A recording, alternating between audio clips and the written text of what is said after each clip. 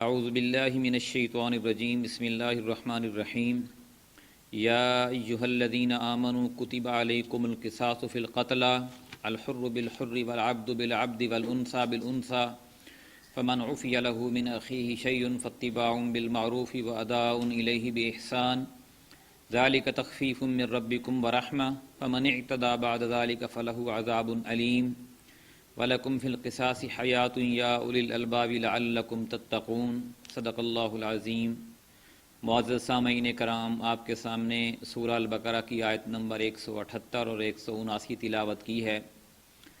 زمانہ نزول یہ ہے کہ جب نبی کریم صلی اللہ علیہ وسلم مدینہ تشریف لے گئے اور اسلام کی ایک ریاست قائم ہو گئی، تو اب انفرادی معاملات سے آگے بڑھ کر اجتماعی معاملات کا سامنا تھا، اور اس کے لیے احکامات اللہ کی طرف سے نازل ہو رہے تھے۔ جاہلیت کے زمانے میں لوگوں کا یہ طریقہ تھا کہ ایک قوم یا قبیلے کے لوگ اپنے مقتول کے خون بہا کو جتنا قیمتی سمجھتے تھے اتنا مخالف کے لوگوں کو مار دیتے تھے۔ ان کے نزدیک اگر ایک آدمی ان کا قتل ہوا ہے اور وہ قیمتی ہے تو مخالف کے بعض اوقات درجن یا سینکڑوں لوگ مار دیتے تھے، تب جا کے ان کی سینے کی جو آگ جو تھی وہ ٹھنڈی ہوتی تھی۔ نبی کریم صلی اللہ علیہ وآلہ وسلم کے سامنے جب یہ معاملہ پیش ہوا کہ چونکہ وہ دونوں قبیلے جن کی آپس میں کدورت تھی، اناد تھا، اوس اور خزرج، اب وہ دونوں دائرہ اسلام میں داخل ہو چکے تھے، تو اب ان کے معاملات دائرہ اسلام کے عین مطابق ہونے تھے، تو اس لیے اللہ تعالیٰ نے یہ آیت نازل کی جس کا ترجمہ یہ ہے: اے لوگو جو ایمان لائے ہو، تمہارے لیے قتل کے مقدموں میں قصاص کا حکم لکھ دیا گیا ہے۔ قصاص کا مطلب ہوتا ہے خون کا بدلہ، یہ کہ آدمی کے ساتھ وہی کیا جائے جو اس کے ساتھ جو کرنے والے نے کیا ہے۔ تو اس کے لیے خون کے بدلے کا حکم جو ہے، اس کا جو طریقہ کار ہے وہ یہ ہے کہ ایک کے بدلے آپ ایک ہی انسان قتل کر سکتے ہیں۔ آگے فرمایا آزاد آدمی نے قتل کیا ہو تو اس آزاد ہی سے بدلہ لیا جائے، غلام قاتل ہو تو وہ غلام ہی قتل کیا جائے، اور عورت اس جرم کی مرتکب ہو تو اس عورت ہی سے قصاص لیا جائے۔ یعنی وہ جو جاہلیت کا طریقہ تھا کہ ایک کے بدلے 20 مار دیتے تھے، اس کا خاتمہ اللہ تعالیٰ نے کیا کہ ایک قتل کے بدلے آپ ایک ہی قتل کر سکتے ہیں۔ اس آیت کے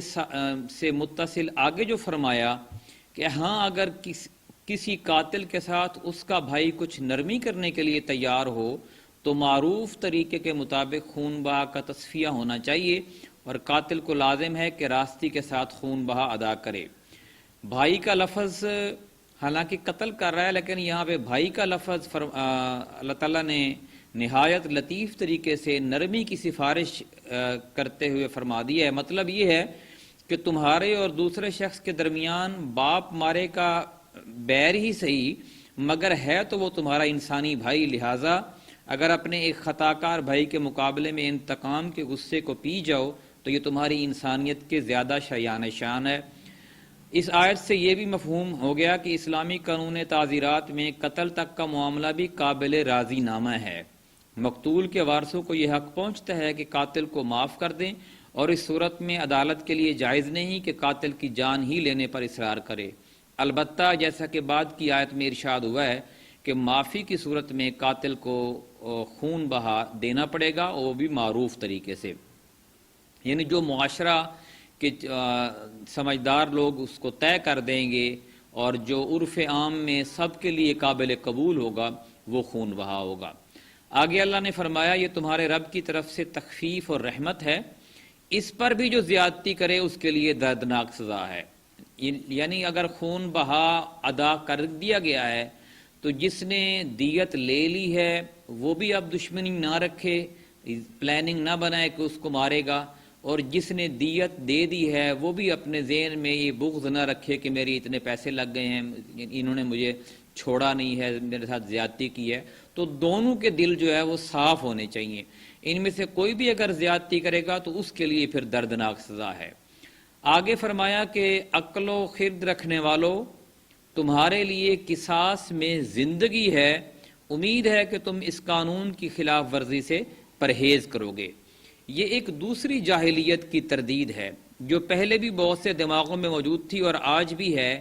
کہ وہ اکثر لوگ اس کے خلاف مہمات چلاتے ہیں، سوسائٹیوں کو اکٹھا کرتے ہیں کہ جو سزا ہے، سزائے موت جو ہے وہ وحشیانہ ہے۔ حالانکہ اللہ نے فرمایا کہ اگر اس کے بدلے میں ایک قاتل کو، جس نے کسی کو قتل کیا ہے، اگر تم اس کو قتل کر دیتے ہو تو اس میں بہت سارے لوگوں میں ڈر پیدا ہو جاتا ہے، خوف پیدا ہو جاتا ہے کہ اگر ہم نے ایسی حرکت کی تو ہمیں بھی وہی سزا ملے گی۔ تو اس سے معاشرے کے اندر ایک سکون ابھرتا ہے، زندگی جنم لیتی ہے۔ اس لیے دونوں پہلو اللہ نے فرمائے ہیں، اگر معاف کر دے تو بھی بہتر ہے، اور اگر وہ معاف نہیں کرتا اور اگر اس کی اپنی قتل کا بدلہ قتل لیتا ہے تو بھی وہ کر سکتا ہے، اور دونوں پہلوؤں میں معاشرے کی زندگی ہے۔ صرف ایک ایکسٹریم کی طرف نہیں جانا چاہیے کہ بس ایک گروہ کہتا ہے کہ بس معاف ہی کر دینا چاہیے اور دوسرا گروہ کہتا ہے کہ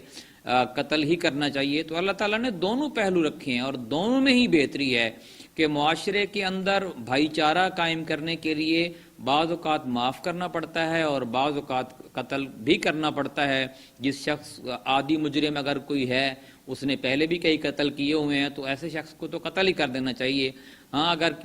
کسی سے غلطی سے ایسا ہو گیا ہے تو اللہ تعالیٰ نے اس کے لیے پھر یہ راستہ بھی رکھا ہے دیت کا۔ اللہ تعالیٰ سے دعا ہے کہ ہمیں ان آیات پر عمل کرنے کی توفیق عطا فرمائے۔ جزاک اللہ۔